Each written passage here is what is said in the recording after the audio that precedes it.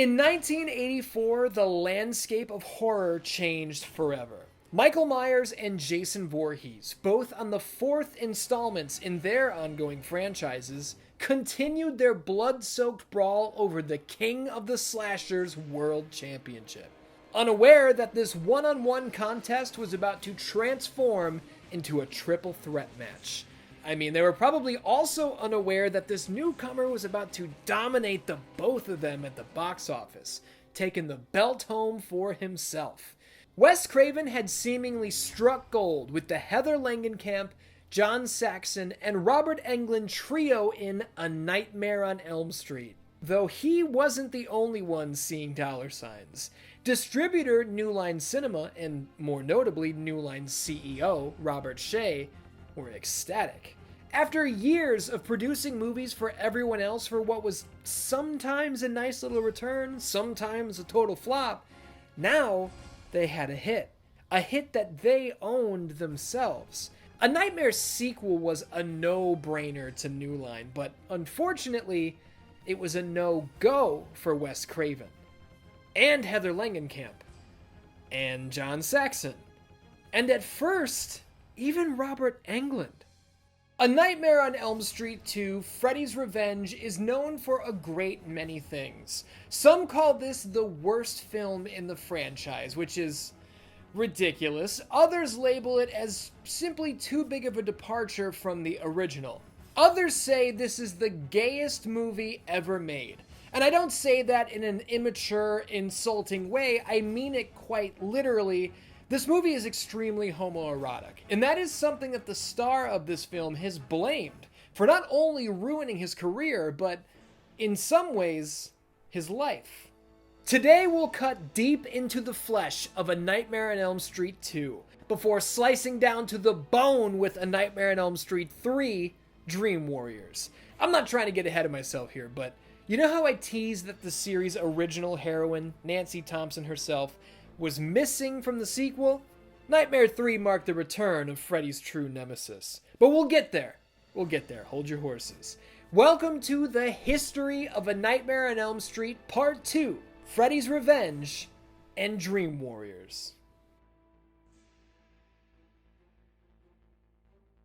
Every video here on 616 Entertainment is made possible by my supporters over on Patreon. If you enjoyed the show here today, consider signing up. You'll get early access, exclusive videos and podcasts, and more. Pro Wrestling Tees has the merch. As always, thank you for watching.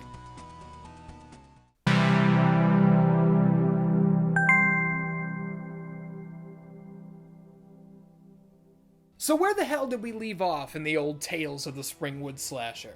Last time out, we covered his big debut where he may or may not have killed literally everyone in the movie. And I say may or may not because, well, it's not really clear what did or didn't happen. We're led to believe Nancy's still dreaming at the end, but we don't know if she ever wakes up or if Freddy gets her while the credits are rolling. And that's the movie universe, right? Storyline-wise, we don't really know what's what. But in the real world, we do. Whether Nancy Thompson as a character is alive or dead wasn't really relevant to the reality of the situation, which is that Heather Langenkamp was never even approached about returning for Nightmare 2. There were no tumultuous negotiations revolving around pay, there were no hang-ups about creative decisions, nothing. New Line Cinema may have assumed they would need to pay her more this time out, and that could be why they never made as much as a phone call, but either way, Heather Langenkamp wasn't going to be factored into Freddy's Revenge, which is the subtitle of the film. Freddy's Revenge. Now, if he's getting revenge, I would assume that means he was wronged or defeated at the end of the prior film. And if we think about the end of the prior film, I'm pretty sure Freddy got the last laugh. I would chalk that up as a W, no? And seeing as though Nancy and her dad, forget about everybody else, we're just going to focus on Nancy and her dad, they're not in this movie, so who is Freddy getting revenge on? Look, if your enemy slashes your tires, you're going to want revenge on your enemy. You're not going to go knock on your neighbor's door and beat his ass because he has nothing to do with your tires. The motivations and machinations of A Nightmare on Elm Street 2 are a bit blurry. There's no doubt about that. And there's no mystery about why that is, either. The first film was written and directed by Wes Craven, who we've already noted did not return for the sequel over a lack of interest, money disputes, so on and so forth. He was also being courted to direct Superman 4 at this time, believe it or not, though that did not wind up coming together. With Wes Craven out, David Chaskin would pen the script, with Jack Sholder taking the reins as director. In the initial conversations, Wes Craven did read David Chaskin's script, which he did not particularly like at all, labeling it as quite inferior to the original. Chaskin liked the concept of Freddy Krueger taking a back seat, opting instead to use a human avatar to carry out his bidding. Now, if you just heard this and you're thinking, that's not really what Freddy Krueger does, though, you're not alone in thinking that, but here's the thing. Writer David Chaskin was not really interested in doing more of what Wes Craven had already done. He wanted to do his own thing. Maybe you're wondering why the director, Jack Sholder, didn't rearrange things a bit to be more like the original. Jack Sholder didn't really like the original Nightmare on Elm Street. He stated in the Never Sleep Again documentary that he felt no compunction to follow the template of the original. And yeah, that much is obvious. So we've got a new writer, a new director, new stars, and even a new Freddy. Well, we almost had a new Freddy. A non-Robert Englund Freddy scene did make the final cut as well, and it could not possibly stand out more. Here's the deal, to keep it short. New Line Cinema didn't really give a shit about getting Robert Englund to return to the role, figuring he would be too expensive. You know how these studios are. They want to spend as little as possible and make as much as possible.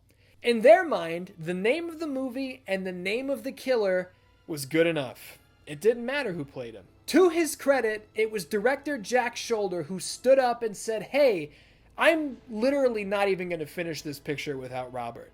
Doing it with anyone else is going to be wrong." So the phone calls and contract moves were made. Robert Englund was back in the striped sweater and razor glove once again. And Robert Shea should be ashamed of himself for even considering trying to move forward without the genuine article.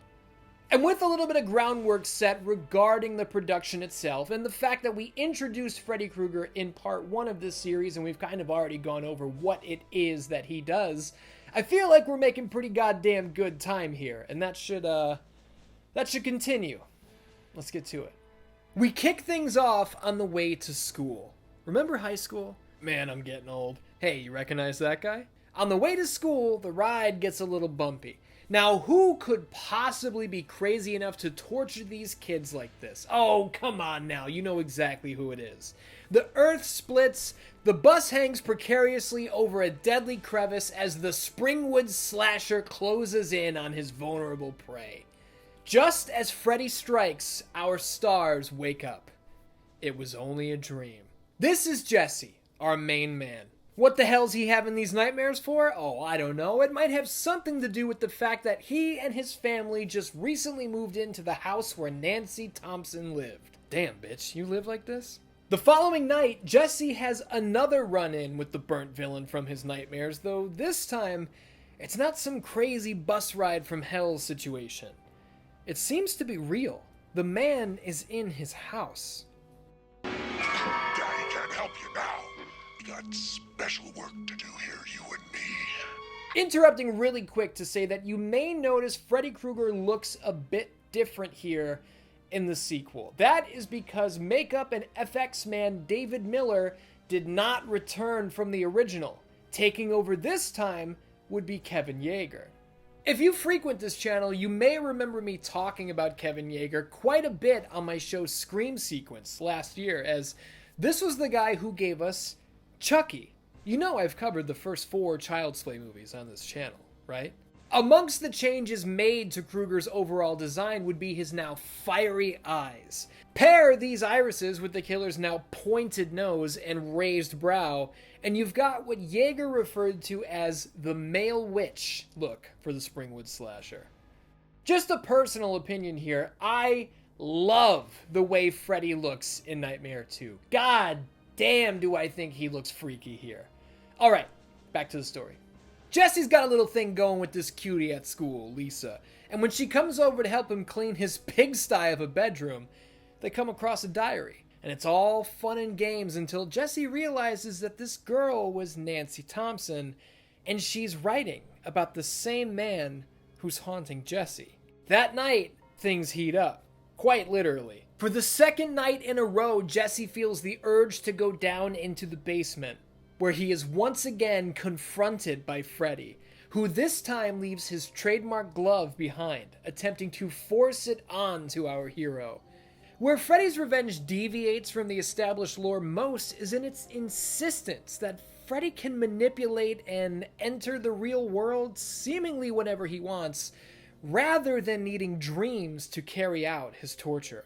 I mean, look at it. The family birds are possessed. One kills the other with the surviving bird not only attacking the entire family, but exploding for literally no reason. Everyone sees this happen. In no way is this a dream. At one point, the toaster bursts into flames as well, with Jesse's dad even noting that it wasn't even plugged in. One night, Jesse gets out of bed and walks into what is quite clearly a gay bar. There, he runs into the abusive gym coach who has been breathing down the necks of Jesse and his buddy Grady throughout the entire film. The coach brings Jesse back to school, forcing him to run laps and work up a sweat before ordering him into the shower. What exactly is about to go down here? There's no time to answer that before the coach is assaulted by balls. An invisible force ties him up, strips him naked, and whips his wet, naked ass with a towel until it bleeds. Freddy deals the killing blow, and then it's revealed that Mr. Krueger actually isn't here at all. But Jesse is. The coach was definitely gonna fuck Jesse here in the locker room, right? I mean, yeah, obviously. And I would say Freddy actually did Jesse a bit of a favor here, though it does undercut the evil of the main villain when the teachers at school are trying to students, wouldn't you say? Jesse is brought home by the police, and the coach is legitimately dead, meaning, yeah, that wasn't a dream. That all happened in real life. Not really how the established Nightmare formula worked, right? But I guess one thing that we should make note of is that this is only the second movie. At the time, it's not like they were going against 20 years of established lore. Freddy had only been on screen once. I think it's fair to put Nightmare 2 in the same category as like Castlevania 2 or Zelda 2. The reason those entries from those franchises stick out so much is because the further sequels return to the form of the original. But I digress. Things continue to get weirder and weirder at home, and Lisa leads Jesse to the power plant where Fred Krueger used to work. This, apparently, is where he brought all of his victims.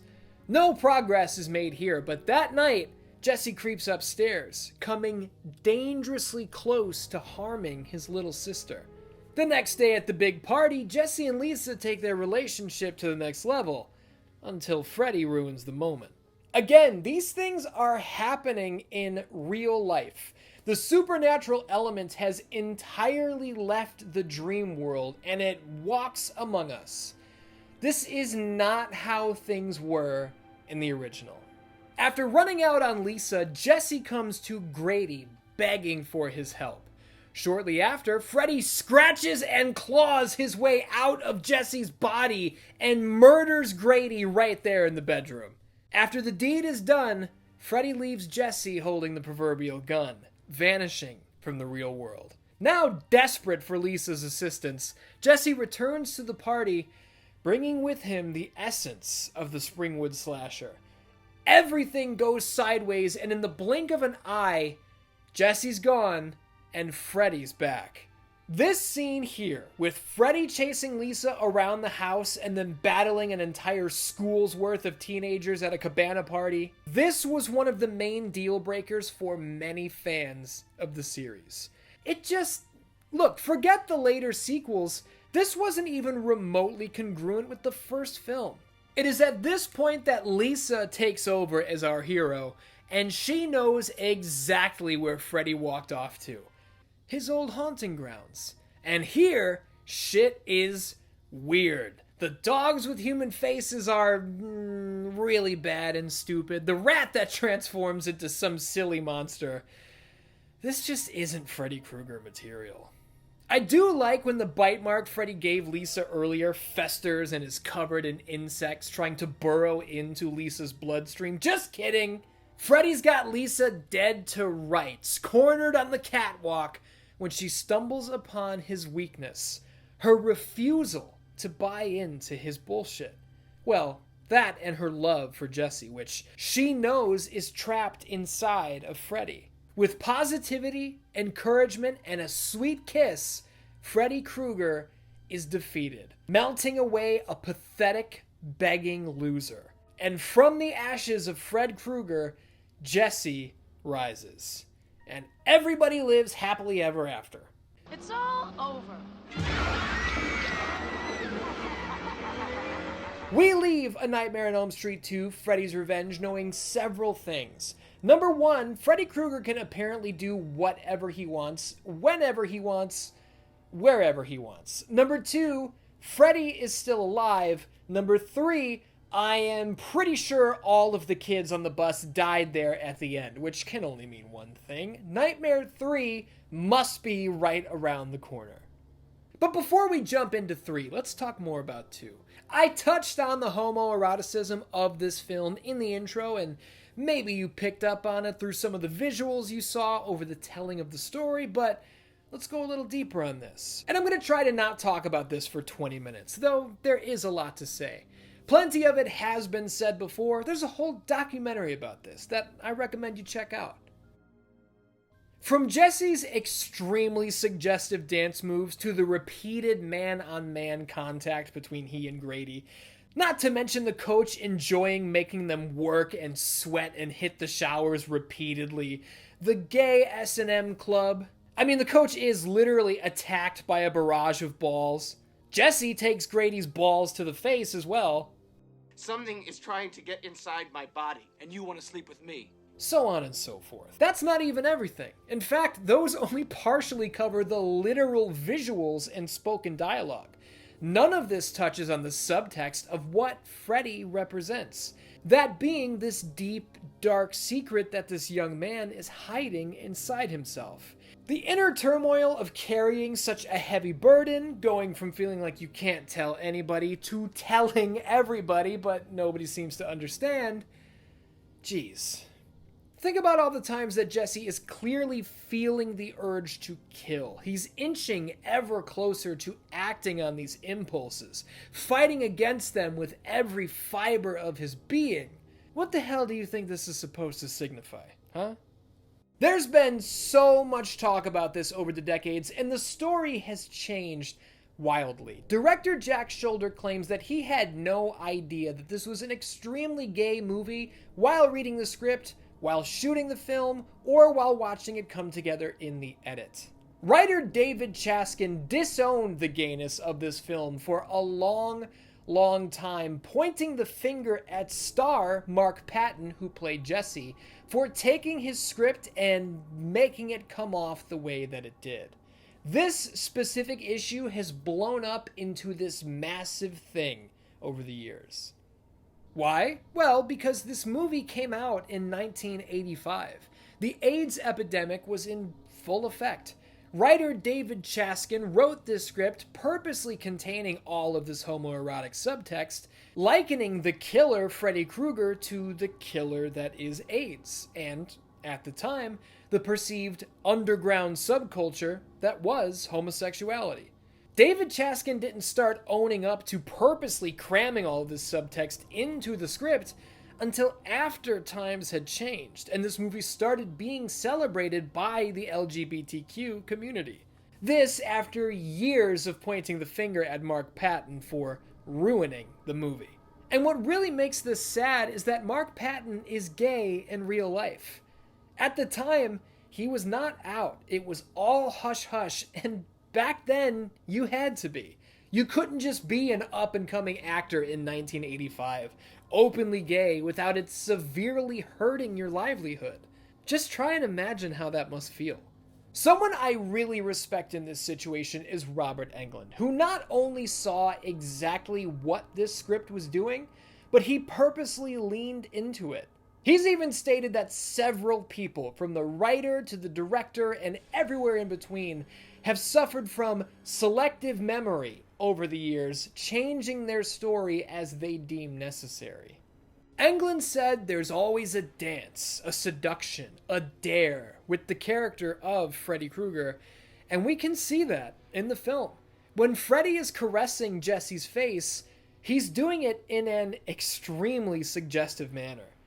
This was all Robert's doing, playing into the story he perceived from the script.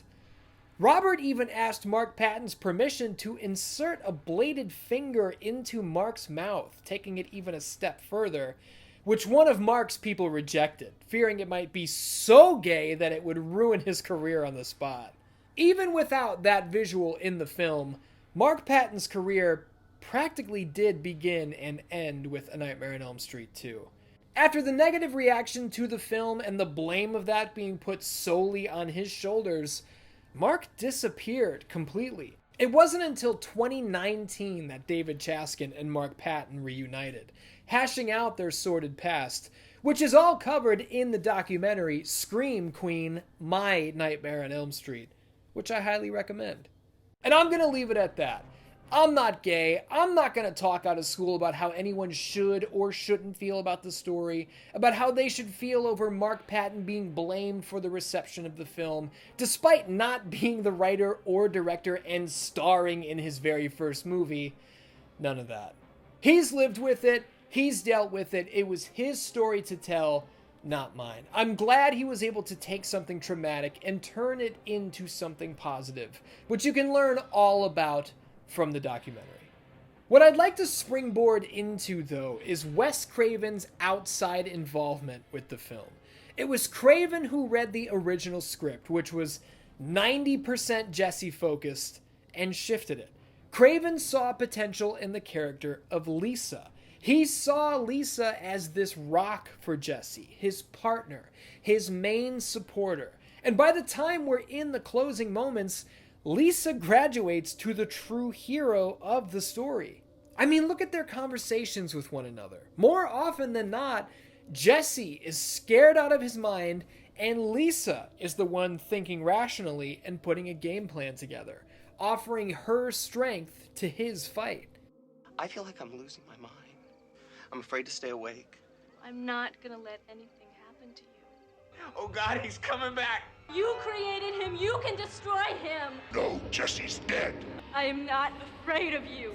But even with his advice being taken, Craven did not think much of the final product, labeling it as just a bunch of scenes. It didn't really have any unity to it. His biggest issue, and many agree, is the pool scene. Craven hated that Freddy was in the real world at all. But then you factor in that half of the guys at this party are bigger than Freddy is. Yeah, that's an intimidating visual. For what it's worth, Robert Englund was against this as well, openly stating on set, this isn't gonna work. All that aside, I'd like to give some shine to Kim Myers, who played Lisa. I first saw her as Pam on Seinfeld, and it wasn't until I was doing research for this video that I finally connected the dots that these were the same woman. Shout out to Kim Myers, dude. She rules. Something I don't think gets enough love is Nightmare 2's special effects. Kevin Yeager, goodness gracious. The exposed brain, the melting spot at the end, Freddy tearing himself out of Jesse's chest cavity, get out of here, sucker. This effect took over 3 months to build and shoot. Holy shit. It's not all great, though. The evil parakeet is laughably bad, and actually wasn't used to its scripted potential on screen. They built a whole demon bird for this, and didn't use it. I've already buried the human-faced dogs. Grady's death was supposed to be a much bigger deal, but they ran out of time to do it. Blah, blah, blah. To the side of that, though, I personally really like this darker and more serious version of Freddy Krueger. Sure, he gets his taunts and gags in, but some of his dialogue is straight up chilling. And they wanted to replace him with somebody else, please. I didn't see Nightmare 2 for the first time until I was in my 20s. I didn't purposely avoid it, it just didn't seem to be one of the tapes that me or my friends ever rented from the video store. And when I finally did see it, I went in hearing that this was one of the worst in the entire franchise. I honestly don't agree with that at all. I think Freddy's Revenge is pretty damn entertaining. For my personal taste, I think this might be the scariest looking or sounding that Freddy Krueger has ever been. My main issues with this film really just center around the fact that it doesn't really fit in with what Nightmare was or would go on to be. The real world stuff, the lack of focus on dreams, the deviations. Look, I said something very similar about Jason Goes to Hell when I was doing the history of Friday the 13th. If A Nightmare on Elm Street 2 had a different name, if this was called like Inner Demon or something, and the killer had a different name, I think this movie might have a different reputation. If it did not have established lore that it strayed so wildly from, I don't really know if I'd have that many complaints about it, if I'm just being honest with you. A Nightmare on Elm Street 2, Freddy's Revenge, may not have received the critical acclaim of the original, nor the fan support of the original, but at the box office, we're still looking at a huge success, especially for a distributor the size of New Line Cinema. And you know what that means. Freddy's still alive, and the fans are still buying tickets. A third Nightmare was definitely on the way. And on the way it was, though New Line wouldn't turn it around in just 1 year, like last time.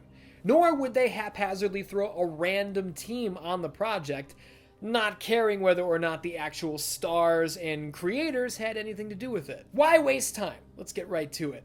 Wes Craven returned to the series for Nightmare 3. Wes co-wrote the original script with partner Bruce Wagner, and New Line Cinema probably couldn't have been happier, right? Wrong. The studio wasn't really happy with Craven's script at all. Line producer Rachel Talalay labeled Craven's script undoable because there were no rules. Freddy could shapeshift into anything, as if he doesn't do that in the final film. Look, I have no idea what the complaint here was, though I do understand their criticism that maybe it was a little too dark and weird. Freddy's sexual violence was reaching an all-time high, and yeah, that alone isn't really something I need more of, if I'm just being honest with you. Though it must be said that rape does play a massive part in the lore of this movie, and the part that I'm talking about did not come from Craven's script, which is a whole nother matter.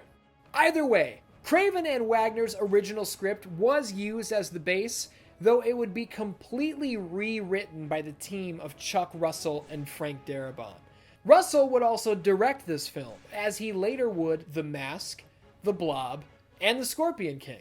And you might have recognized the name Frank Darabont from The Shawshank Redemption, The Green Mile, The Mist, or The Walking Dead. Hell of a team here, right? Special effects man Kevin Yeager returns to deliver some of the coolest and craziest visuals in the entire franchise. And I round it out with the comebacks of both John Saxon and Heather Langenkamp. On paper, A Nightmare on Elm Street 3, Dream Warriors, looked like it might be the best one yet. But was that the case? If you're asking me, yes, this is the best Nightmare movie yet. What, do you think I wasn't going to tell you so soon? This movie's almost 40 years old. I'm not trying to reveal anything to you, as if you don't know that this is one of the most popular across the entire franchise. I think the first one is great, the second one is fine, if even good, but this third one? Holy shit, man. From bringing back practically every OG who was still alive, mixing in fresh blood from cast to writer to director, you got Angelo Badalamenti on the music, please. Nightmare 3 is the best one yet. What makes this third film the best yet? Let's take a look at it. First of all, and yeah, we'll jump right into the story, Dream Warriors re-establishes the dream aspect of the series immediately. I'm talking about from the get-go. The first thing we see is one of our new leads, Kristen, played by the fantastic Patricia Arquette, working on some arts and crafts, doing her goddamnedest to stay awake while she's at it. And as you might have predicted, this does not work out. Kristen finds herself standing in front of the very house she was just constructing out of paper mache. Look at this situation. Something's off. In no time flat, the shit hits the fan. Freddy's home.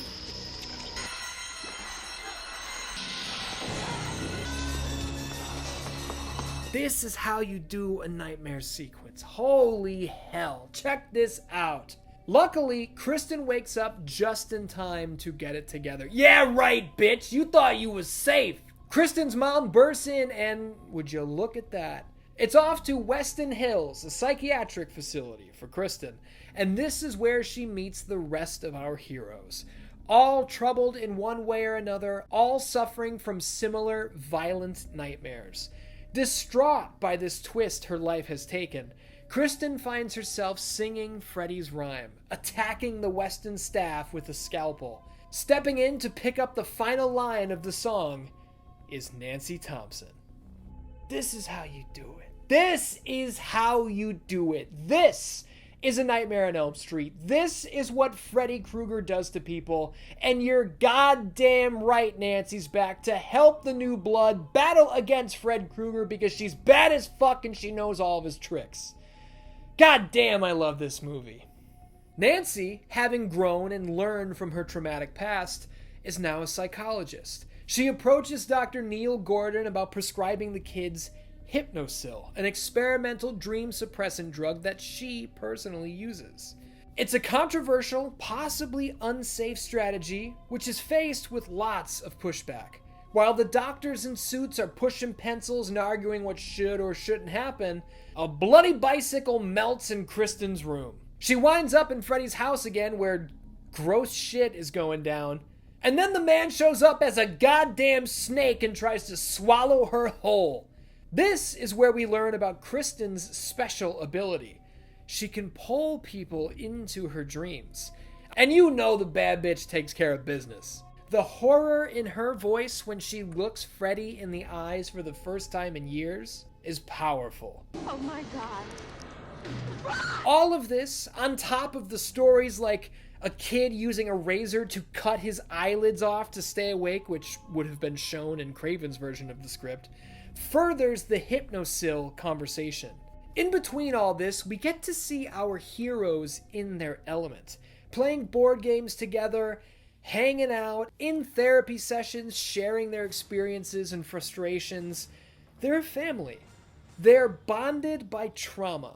I find all of them immediately likable. From Joey to Taryn to Ronald to Kristen to Jennifer to Philip to Will. They've even all got their own angles. Philip creates these fantastic puppets, which might be why Freddy turns him into one for his own amusement. Cutting Philip's arms and legs open, stringing him up by his tendons from above, Freddy casts Philip off the bell tower to his death, while all of his friends watch in horror. Jennifer wants to be a television star, and with Fred Krueger acting as her manager, she finally gets her big break.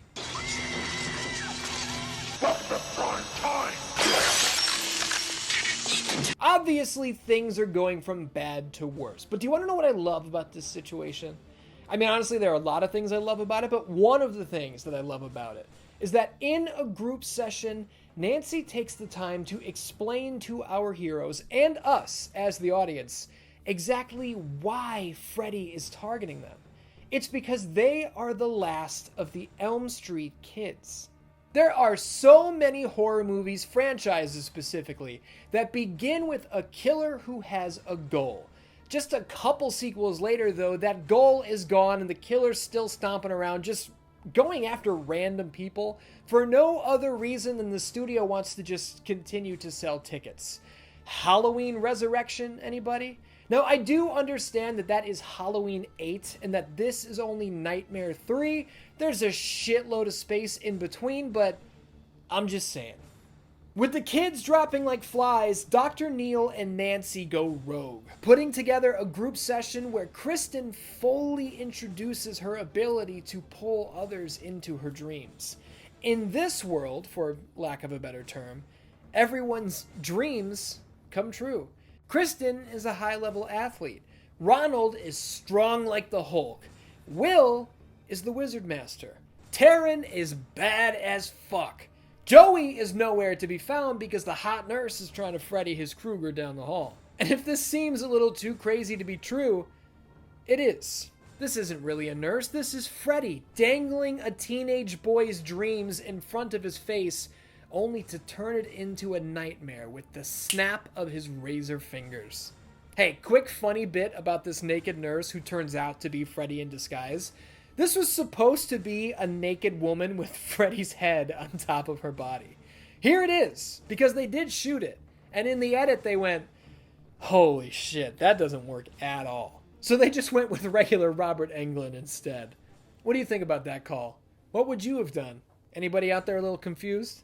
The rest of the group are thrust into a nightmare hellscape as well, and if they weren't forcefully woken up, they may all have died right then and there.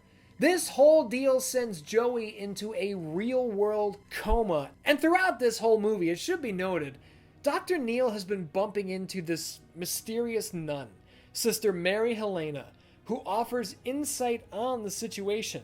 How she knows about any of this is anybody's guess. But here, she drops a shocking bombshell regarding the origin of Freddy himself. That being that his mother, Amanda Krueger, used to work at this hospital back in the 1940s. One holiday, she was accidentally locked inside the facility for the entire break. Just her and the inmates.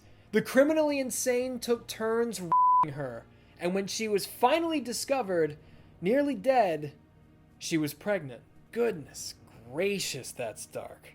That's what I was talking about earlier, about how this actually wasn't in Wes Craven's script. This came from Russell and Darabont. Sister Mary Helena tells Neil that Freddy's spirit must be laid to rest. His actual bones must be buried in unhallowed ground.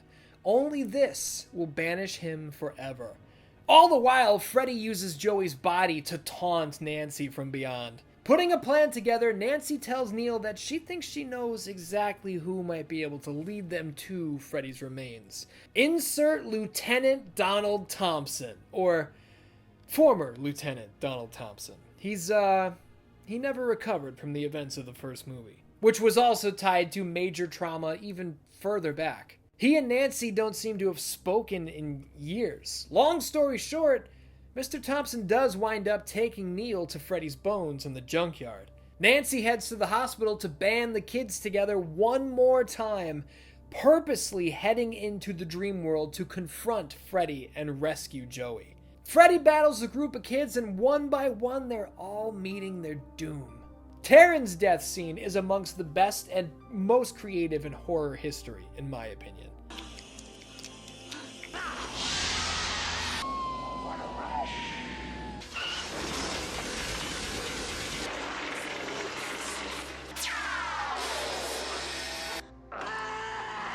The trio of Nancy, Kristen, and Ronald do their best to fight him off and get Joey out of danger, but nothing's working, as we're shown that Freddy is literally stronger than before, having been powered up by the souls he's claimed along the way.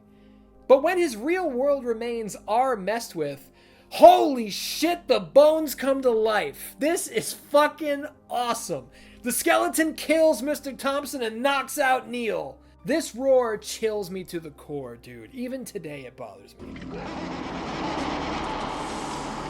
With Joey now safe, the heroes search for an escape. as the soul of Mr. Thompson stops in one last time to say goodbye to his little girl. Oh my god, it's Freddy! He drops his nemesis, he turns his attention to Kristen, but with her last breath, Nancy makes the save. Dr. Neil uses the holy water on Freddy's remains, laying his soul to rest. Nancy dies in Kristen's arms, and at her funeral, Dr. Neil follows Sister Mary Helena to share the news that her theory was true. This is when he discovers that Sister Mary Helena died nearly 20 years ago, and that her true name was Amanda Krueger. That night, Dr. Neil sleeps soundly. He's got the model of the house that Kristen built at the beginning of the film on his nightstand. And just like that, we know it's still not over. And then fucking Dream Warriors by Dokken rocks the fucking credits. You kidding me? It was awesome to get Nancy and Donald Thompson back, even if it was the last time that we would ever see them. Well, in this timeline. Don't worry, we'll get there.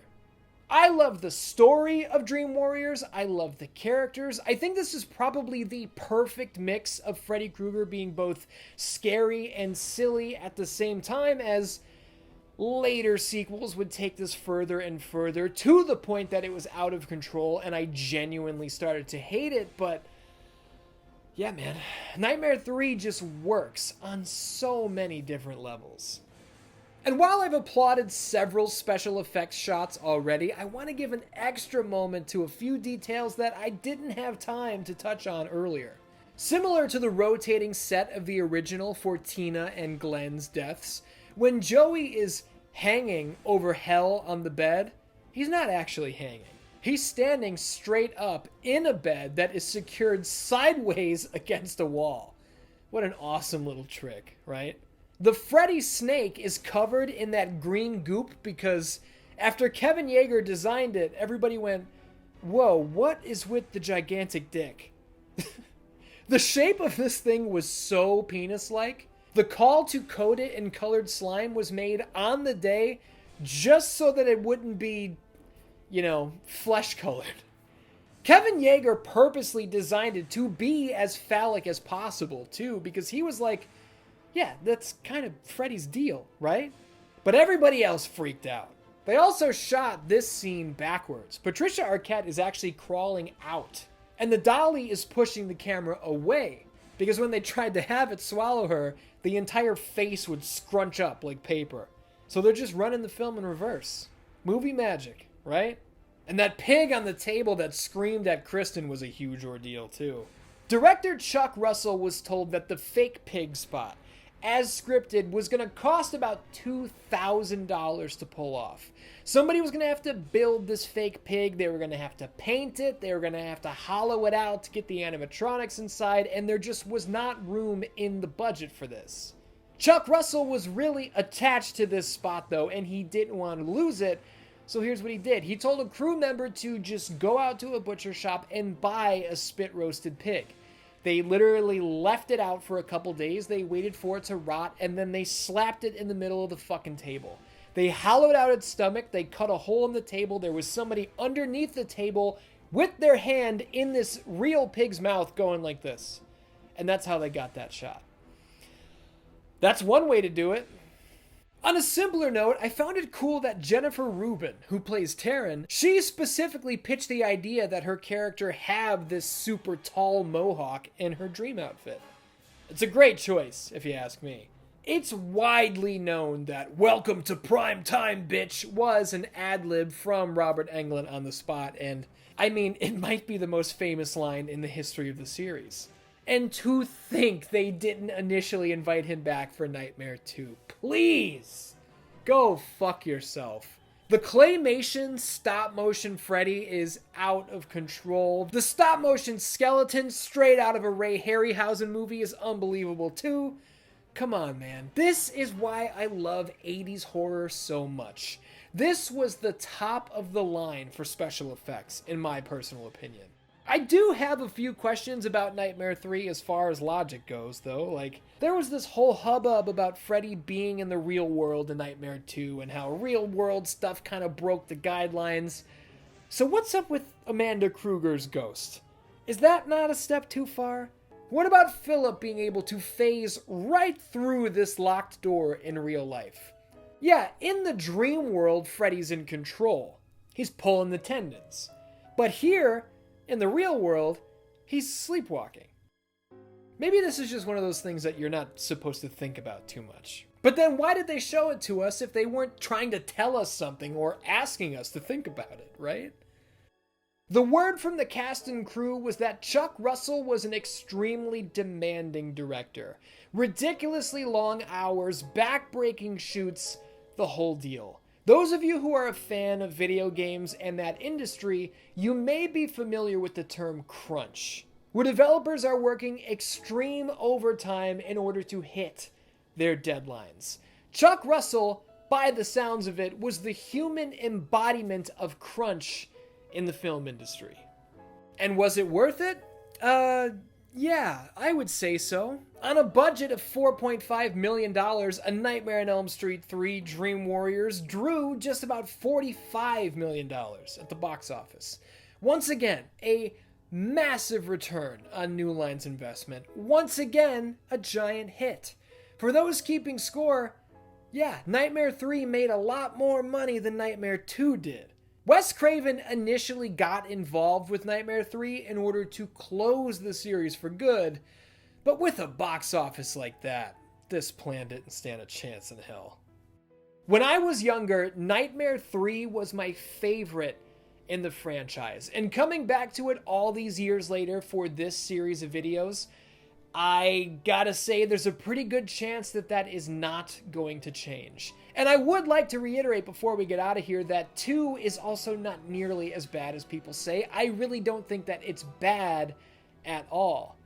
You know, someday maybe I will rank all of the Nightmare films and really just solidify my order once and for all. We'll see.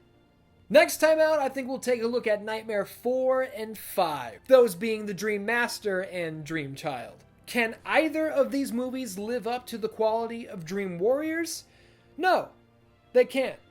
Sorry if you consider that a spoiler, but no, we're about to start trekking downward. It's not an immediate nosedive, but it is progressive, so just be ready for that. Thank you for watching here today. If you want to catch the uncensored version of this video or every episode of Mortal Kombat Monday, you want to listen to the exclusive podcast, or you want to watch the upcoming exclusive Season 3 of GM Showdown, Patreon is the place to do it. I could really use your support over there, and honestly, it is your support that allows me to continue to do this. So thank you very much to those of you who are over there. As always, thank you for watching, and until next time, I will see you soon.